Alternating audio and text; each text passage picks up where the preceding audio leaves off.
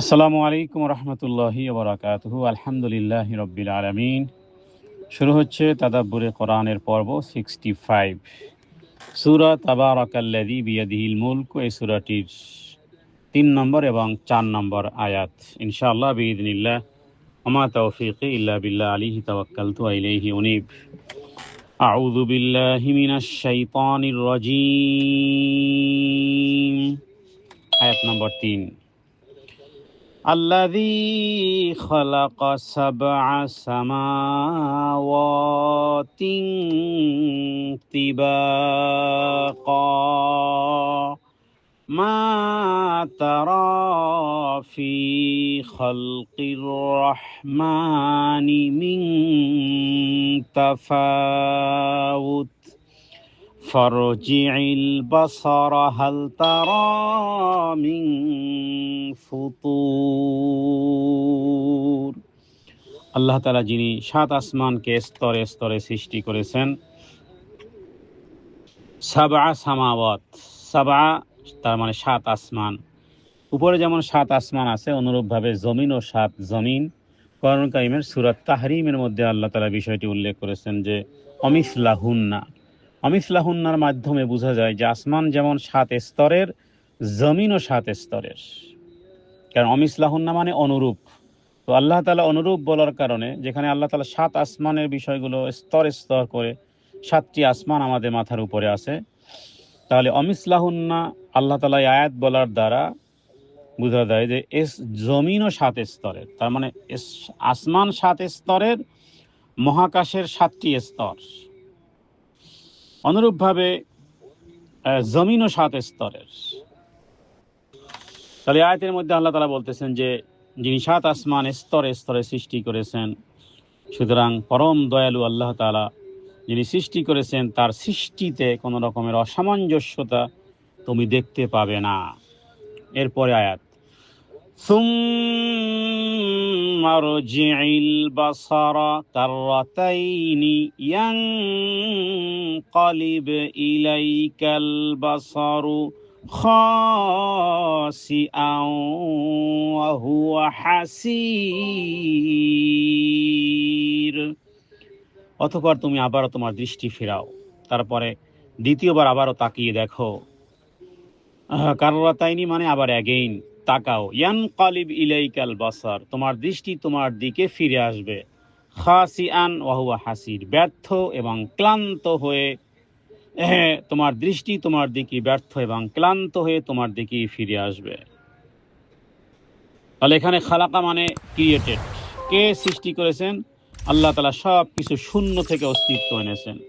অথবা বলা যায় যে পৃথিবীর অধিকাংশ বিষয়গুলো আল্লাহ তাআলা সৃষ্টি করেছেন পানি দিয়ে, ম্যাটেরিয়াল পানি দিয়ে। এক সৃষ্টি যে আল্লাহ তাআলা সমস্ত মানুষকে সৃষ্টি করেছেন মাটি দিয়ে, ফেরেশতা সৃষ্টি করেছেন নূর দিয়ে, এবং জিন্নাতদেরকে সৃষ্টি করেছেন আগুন দিয়ে।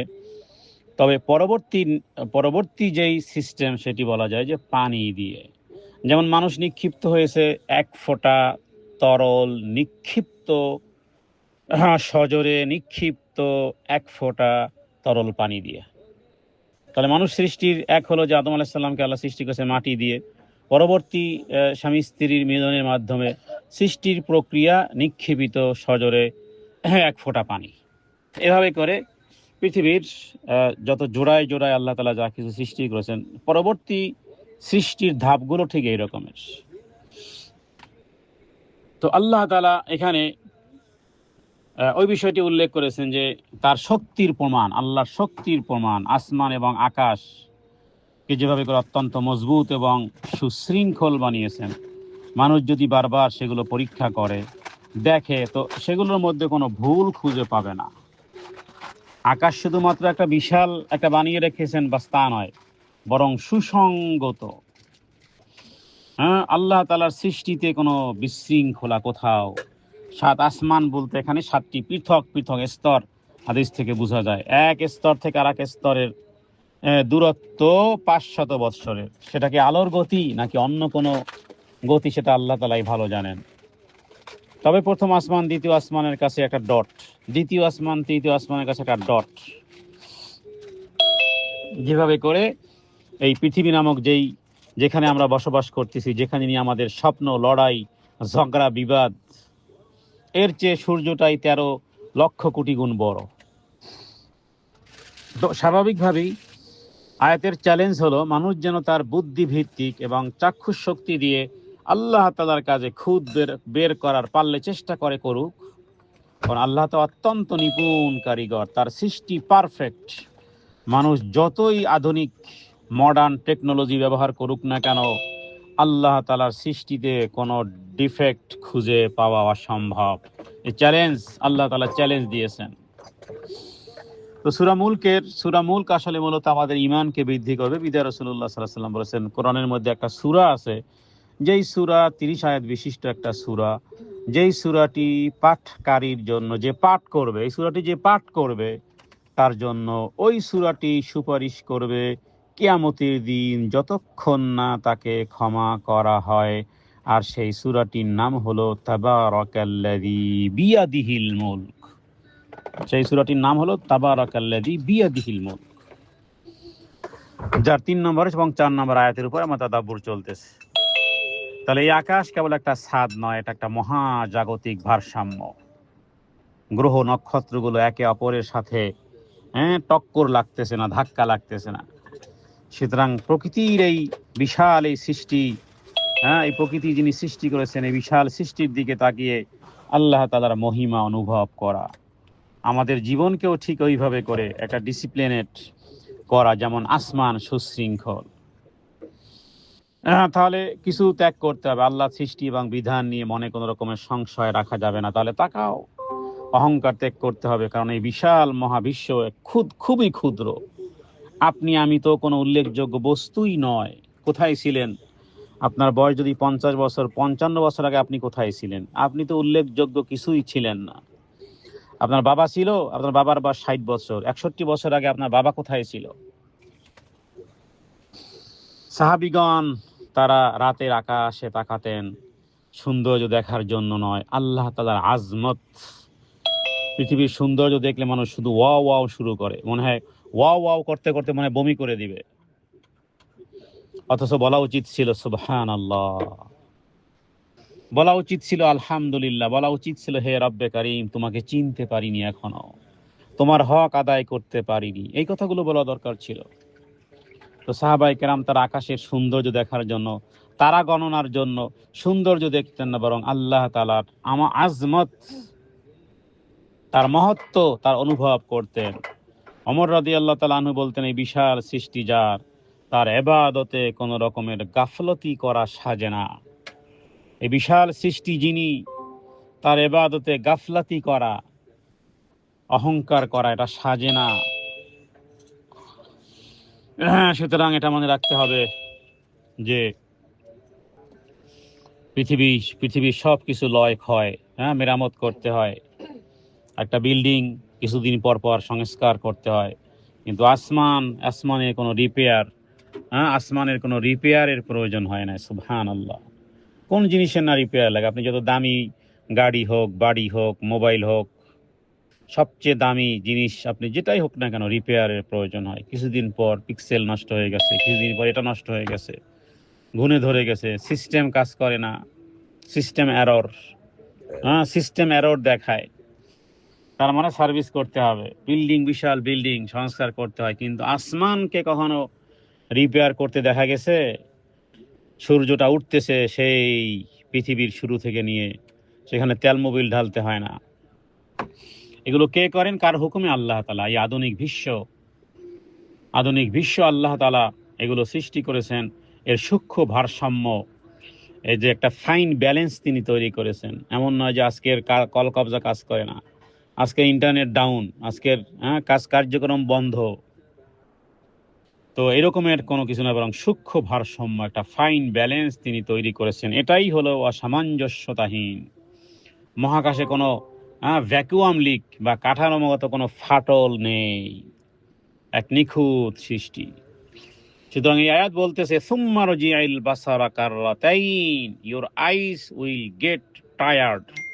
সুম্মা রজিআল বাসারা কাররাতাইনি ইয়ানকালিব ইলাইকাল বাসার খাসিয়ান হুয়া হাসির, but God's creation will never fail. তোমার চোখ ক্লান্ত হয়ে যাবে কিন্তু আল্লাহর সৃষ্টি কখনো ব্যর্থ হবে না। সুতরাং আল্লাহ চান আমরা যেন পর্যবেক্ষণকারী হই, অন্ধ অনুসারী না হই। এই আয়াত মানুষকে চ্যালেঞ্জ করে যে মানুষ সাধারণত নিজের কাজে ভুল ধরতে পছন্দ করে না। হ্যাঁ, কিন্তু আল্লাহ বলেছেন খুঁজে দেখো আমার কাজে কোনো ভুল পাও কিনা। হ্যাঁ, এটা আল্লাহ তাআলার মানে সেলফ কনফিডেন্স। আপনি যতই আপনি চাইবেন না কখনো যে আমার কাজে কেউ ভুল ধরুক, কিন্তু আল্লাহ তাআলা বলতেছেন, চ্যালেঞ্জ দিয়েছেন যে বান্দারা আমার কাছে ভুল ধরো না, একটু দেখি না, তোমরা ভুল ধরো আমার আসমান জমিন চন্দ্র সূর্য গ্রহ নক্ষত্র যে কোনো সৃষ্টির মধ্যে, একটা পাতার মধ্যে বলেন একটা পাখির মধ্যে ভুল ধরেন আপনি। কোনো ভুল পাও কিনা দেখো তো আমার কাজের মধ্যে। আল্লাহু আকবার কাবীরা, এটা সার্বভৌমত্বের বহিঃপ্রকাশ। আমাদের উচিত জীবনের প্রতিটি সংকটে এই আসমানের দিকে তাকিয়ে ভাবা, যিনি এত নিখুঁত আকাশ সামলাচ্ছেন তিনি আমার ছোট্ট জীবনটাও সামলাতে পারবেন। এত অস্থিরতা, এত উদ্বিগ্নতা, এত হাহুতাশ, এত খাই খাই, এত ধরি ধরি, এত পাই পাই ইত্যাদি করার তো দরকার নেই। বাস যিনি এই বিশাল সাম্রাজ্য সামলাচ্ছেন, বিশাল বিশাল জানোয়ারকে আল্লাহ তাআলা পরিপূরকভাবে খাবার দিচ্ছেন, যার কারণে এদের হৃষ্টপুষ্ট। কোথাও দেখেছেন যে ওই তিমি মাছ না খেয়ে মারা গেছে? বনে জঙ্গলে বিভিন্ন রকমের না খেয়ে মারা গেছে না, বরং সবাই নিখুঁত, কি সুন্দর, যেন কেউ ওই ময়না, ঘরের ঘরের ময়নাটাও যেটাকে আদর করা হয়, যেটাকে দানা পানি দেওয়া হয় দামি দামি, যেটা এসির মধ্যে রাখা হয়, ওই ময়নার মধ্যে আর ওই বনের ময়নার মধ্যে দেখবেন ব্যবধান। ওই বনের ময়নাটা সুন্দর চকচকে, বনের ময়নাটা সুন্দর আছে আপনার এই ঘরের ঘরের খাঁচার ময়না থেকে। তাহলে এগুলো কে লালন পালন করেন? এই সূরা এই সূরা মুলকের মধ্যে আসবে, আওয়ালাম ইয়ারাউ ইলা তাইরি ফাওকাহুম সাফাতিন ওয়া ইয়াকবিজনা, কে এই পাখিগুলোকে ধরে রাখে? কে ধরে রাখে পাখিগুলোকে? কে ধরে রাখে? কোন সিস্টেম ধরে রাখে?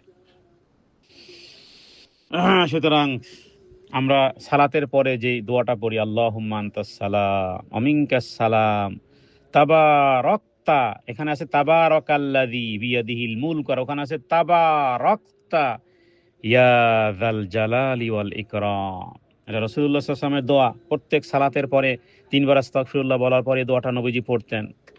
কখনো মুভ হওয়া উচিত না সালাতের পার্টি থেকে, যতই ব্যস্ত থাক না অন্তত পক্ষে এই দোয়া পর্যন্ত না পড়ে। তিনবার আস্তাগফিরুল্লাহ আস্তাগফিরুল্লাহ আস্তাগফিরুল্লাহ আস্তাগফিরুল্লাহ, আল্লাহুম্মা আনতাস সালাম ওয়া মিনকাস সালাম তাবারাকতা ইয়া যাল জালালি ওয়াল ইকরাম। কয় সেকেন্ড, কয় ঘন্টা লাগে?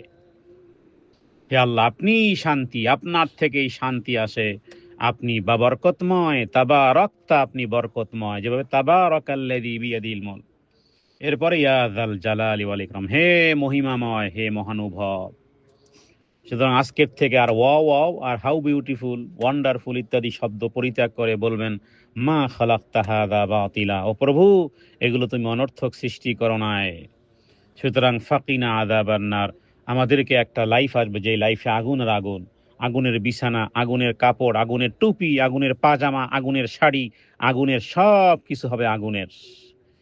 এটা এটা অবধারিত। এখানে কোনো ন্যাশনালিটি, বংশ, কে সুন্দরী আর কে সুন্দর নয়, কে নিগ্রো, কে আফ্রিকান, কে আরব, কে আজম, কে বাঙালি, কে হিন্দি, কে সিন্ধি দেখার বিষয় নয়। প্রত্যেকের আগুনের উপর দিয়ে পার হতে হবে। জান্নাতে যেতে হলে আগুনের উপর দিয়ে যেতে হবে, পুল সিরাত, নিচে জাহান্নাম, এর উপর দিয়ে পার হতে হবে। তার মানে আগুনের সাথে সম্পর্ক, আগুনের পরীক্ষা প্রত্যেকের বিষয় আসবে। বিধায় আল্লাহ তাআলা দুনিয়াতে শিখিয়েছেন ওই আগুন এমন এক আগুন, বলো ফাকিনা আযাবান নার, হে আল্লাহ জাহান্নামের আগুন থেকে রক্ষা করেন। তাহলে সৃষ্টি করেছেন ওই আল্লাহ তাআলা। আল্লাহ তাআলা ক্রিয়েশন ইজ পারফেক্ট, এটা বোঝা গেল। এরপরে আপনার ভিশন, ইউ উইল টায়ার্ড, আপনার দৃষ্টি টায়ার্ড হয়ে আসবে। এই আয়াত সরাসরি আল্লাহ তাআলার ওয়াহদানিয়ত, তার রুবুবিয়ত, তার একত্ববাদের প্রমাণ করে। আল্লাহ তাআলার কাছে প্রার্থনা করি, হে আল্লাহ, আপনি যেইভাবে করে আপনি সৃষ্টি করেছেন, মানুষকেও সুন্দর অবয়বে সৃষ্টি করেছেন, হে আল্লাহ আপনি আমাদের যেভাবে সুন্দর করেছেন আমাদের আখলাককেও সুন্দর করে দেন, আমলকেও সুন্দর করে দেন। এই পৃথিবী আপনি অনর্থক আমাদেরকেও সৃষ্টি করেননি, এই পৃথিবীও আপনি অনর্থক সৃষ্টি করেননি, কোনো খেলাচ্ছলে আপনি আমাদেরকে বা পৃথিবীকে সৃষ্টি করেননি।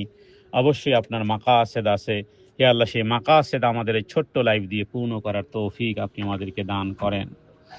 বারবার তাকানোর নির্দেশ আল্লাহ কেন করেছেন? সুম্মারজিল বাসারাকা, যাতে করে অহংকার ভাঙে, অহংকার ভাঙে। বারবার তাকাও, দেখি চোখের কত পাওয়ার, সূর্যের দিকে তাকিয়ে থাকাও পারলে, আচ্ছা একবার তাকিয়েছো, আবারও তাকাও, আবারও তাকাও, অ্যাগেন অ্যান্ড অ্যাগেন তাকাও, যাতে করে তোমার অহংকার ভেঙ্গে চুরমার হয়ে যায়। তুমি কত বড় শক্তিশালী দাপট, মানুষকে হুমকি দাও, ধামকি দাও, খুন করবা, ধর্ষণ করবা, এই করবা, সেই করবা। মানুষ ভাবে সে সব জানে, কিন্তু প্রকৃতির সামনে সে অসহায়, কতটা অসহায়। আল্লাহু আকবার কাবীরা, আলহামদুলিল্লাহি কাসীরা। আল্লাহ তাআলা তিনি আসমান এবং জমিন, সেই বুখারীতে নবীজি বলেছেন, আল্লাহুম্মা আনতাস সামাওয়াতি ওয়াল আরদি ওয়া মান ফিহিন্না, হে আল্লাহ আপনি আসমান এবং জমিন যা কিছু আছে সব আপনার। সাহাবায়ে কিরাম আকাশের দিকে তাকিয়ে কাঁদতেন। হযরত ওমর রাদিয়াল্লাহু তাআলা আনহু একদিন রাতের আকাশের দিকে তাকিয়ে বললেন, হে রব, তুমি এত নিখুঁত করে এই পৃথিবী সৃষ্টি করেছো, এই আসমান, এই জমিনকে, এই চন্দ্র সূর্য গ্রহ নক্ষত্র, এই নিখুঁত আকাশ তুমি সৃষ্টি করেছো, আর আমি গুনাহে ভরা। আল্লাহু আকবার কাবীরা। তাহলে মহাবিশ্বের প্রতিটি গ্র্যাভিটি, কক্ষপথ যেগুলো আছে, অরবিট, নক্ষত্রের ভারসাম্য সামান্য পরিবর্তন হলে আমাদের জীবন ধ্বংস হয়ে যেত। ডিভাইন ডিজাইন, এক আল্লাহ তাআলার এক নিখুঁত পরিকল্পনা। সুতরাং যে ব্যক্তি পৃথিবীর এই সৌন্দর্য দেখে বা আকাশের দিকে তাকিয়ে আল্লাহ তাআলাকে চিনতে পারে না, আমরা বলবো তার চোখ আছে, তবে সে অন্ধ। আল্লাহর সৃষ্টি নিখুঁত, মানুষ যতই অনুসন্ধান করুক, আল্লাহ তাআলার এই সৃষ্টির সামনে সে বিনীত হয়ে ফিরে আসবে। এই আয়াত সেটাই শিক্ষা দেয়। রব্বানা মা খালাকতা হাযা বাতিলা।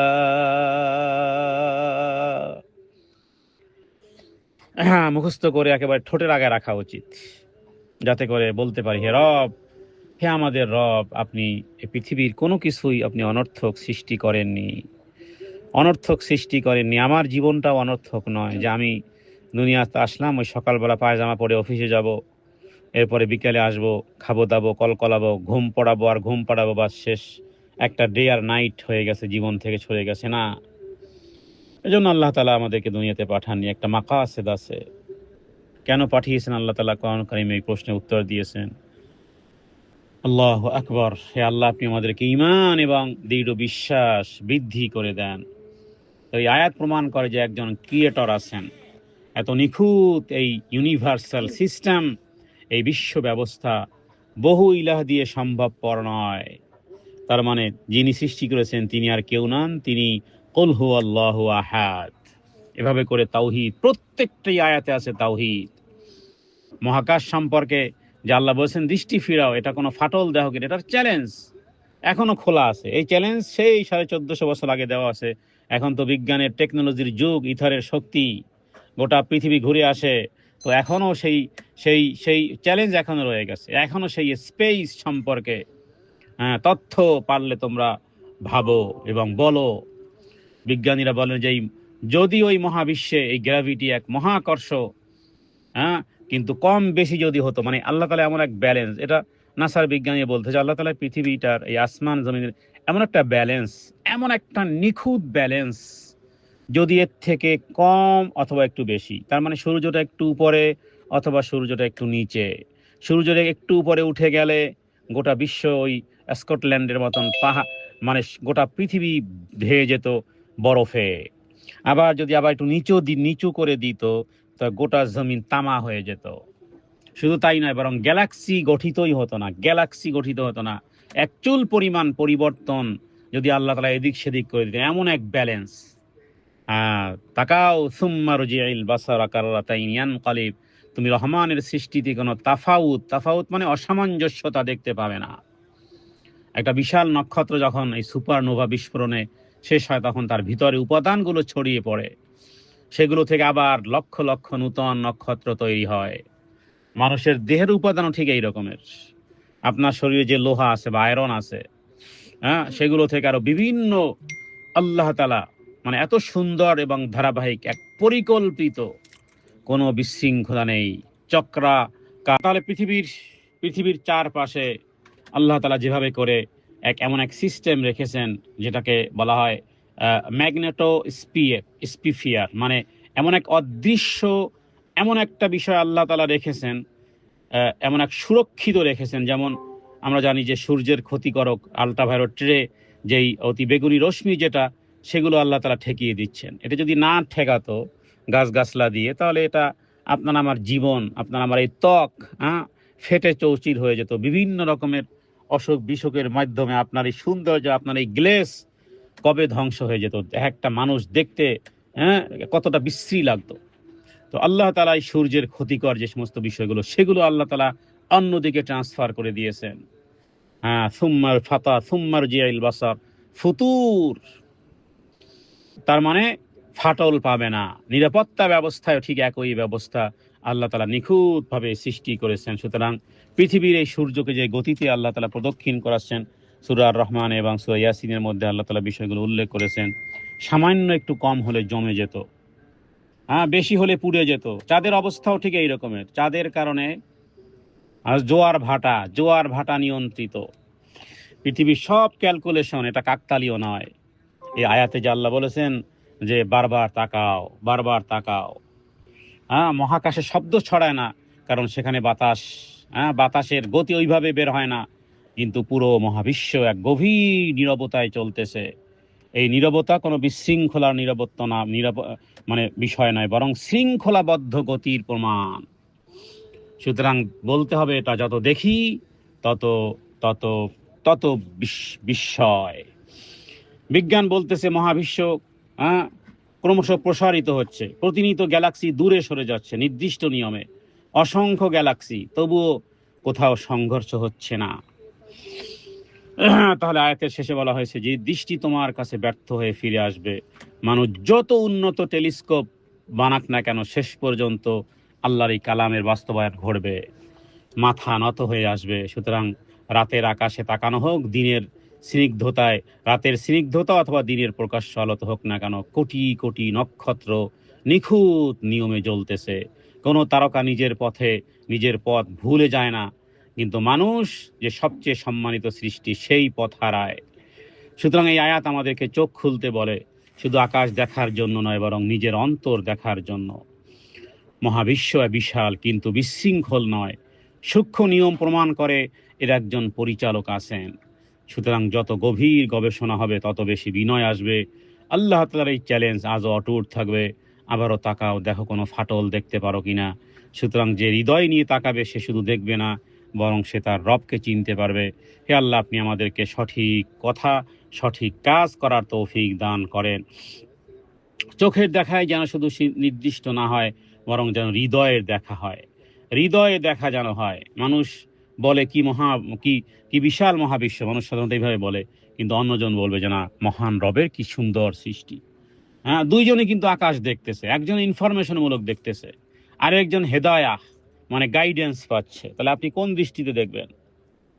একটা বিল্ডিংও তো এরকমের, যে কি সুন্দর বিল্ডিং, কিন্তু তার আগে দেখা উচিত কি সুন্দর আর্ট, কি সুন্দর ডিজাইন, কে করেছে ডিজাইন।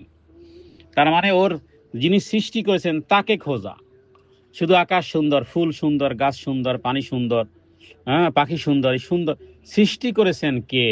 কে সৃষ্টি করেছেন এই সৌন্দর্য? হ্যাঁ, রাতের আকাশ এত সুন্দর, এত নিয়ম, এত শৃঙ্খলা, এত সৌন্দর্য, এটা কে সৃষ্টি করেছে? এটা তো কাকতালীয় নয়, এমনি এমনি তো হয় নাই। তখনই রবের পরিচয় শুরু হবে। কিন্তু শয়তান ওই পর্যন্ত যেতে দেয় না। হ্যাঁ, মাশাআল্লাহ তো বলায় না। হ্যাঁ, কত সুন্দর সুন্দর দৃশ্য আল্লাহ তাআলা পৃথিবীতে রেখেছেন, শুধু শুধু বলে হ্যাঁ ওই কি সুন্দর দৃশ্য, বাস ওয়াও ওয়াও শুরু করে, কিন্তু কখনো মাশাআল্লাহ। হ্যাঁ, আল্লাহ তাআলা সৃষ্টি করেছেন, কে সৃষ্টি করেছেন? তাহলে বিজ্ঞান তারাও পৃথিবী নিয়ে ভাবনা করে, কিন্তু তাদেরটা শুধু ব্রেইনকে পূর্ণ করে, আর দ্বিতীয়টা আত্মাকে পূর্ণ করবে। আমরা প্রথমটাও নেব, দ্বিতীয়টাও নেব। ধরুন আপনি একটা বিশাল সুন্দর একটা ডিজাইন, একটা বিল্ডিং দেখলেন, আপনি বলবেন কি সুন্দর ডিজাইন, কিন্তু অন্যজন সে বলবে যে এই ডিজাইনার কে, কে এটা ডিজাইন করেছে। তো আকাশ হলো ঠিক সেই রকমের, জমিন হলো ঠিক সেই রকমের। তাহলে ডিজাইনার কে? ডিজাইনার হলেন কুল হুয়াল্লাহু আহাদ, যিনি এক এবং অদ্বিতীয়। সুতরাং যে হৃদয় নিয়ে তাকাবে, সে প্রশ্ন করে না, সে প্রশ্ন করে কিভাবে কিভাবে গ্রহ ঘোরে, এটা বিজ্ঞান। আর কে ঘোরাচ্ছেন, এটা হলো তাওহীদ। মানে পৃথিবী কিভাবে চলতেছে, সূর্য এইভাবে ঘুরতেছে, চন্দ্র এইভাবে ঘুরতেছে, এটা বিজ্ঞান বের করে দেয়। কিন্তু আমরা বলবো, কে ঘুরাচ্ছেন ভাই? সূর্যটা কে উঠাচ্ছেন? কে অস্ত অস্ত দিচ্ছেন? কার হুকুমে সূর্য ওঠে, কার হুকুমে সূর্য ডোবে, কার হুকুমে চন্দ্র আকাশে আলো ছড়ায়, আমরা তাকে খুঁজবো। এটার নাম হলো তাওহীদ। সুতরাং যে হৃদয় জেগে আছে তার জন্য রাতের আকাশ শুধু অন্ধকার নয়, এটা একটা নীরব দাওয়াত, এটা একটা ইনভাইটেশন। সুতরাং আল্লাহ তাআলার কাছে প্রার্থনা করি, হে আল্লাহ, আপনি আমাদেরকে হেদায়েত দান করেন। আপনার এই সৃষ্টি মহান আপনি, এবং আপনি সৃষ্টি করেছেন নিখুঁতভাবে। হে আল্লাহ, আপনি আমাদেরকে নিখুঁতভাবে সৃষ্টি করেছেন। আমাদের আমল, আমাদের জীবন, আমাদের কথোপকথন, আমাদের লাইফ স্টাইল নিখুঁত করে দেন। ভুলভ্রান্তি ক্ষমা করে দেন। হেদায়েত দ্বারা নূরকে মুনাওয়ার করে দেন। হাদা মিনাল ইলমি ইনদাল্লাহ। আল্লাহু আ'লামু বিস-সাওয়াব। সাল্লাল্লাহু আলা সাইয়্যিদিনা মুহাম্মাদিন নবিয়্যিল উম্মি ওয়া আলিহি ওয়া সাল্লাম। আসসালামু আলাইকুম ওয়া রাহমাতুল্লাহি ওয়া বারাকাতুহু।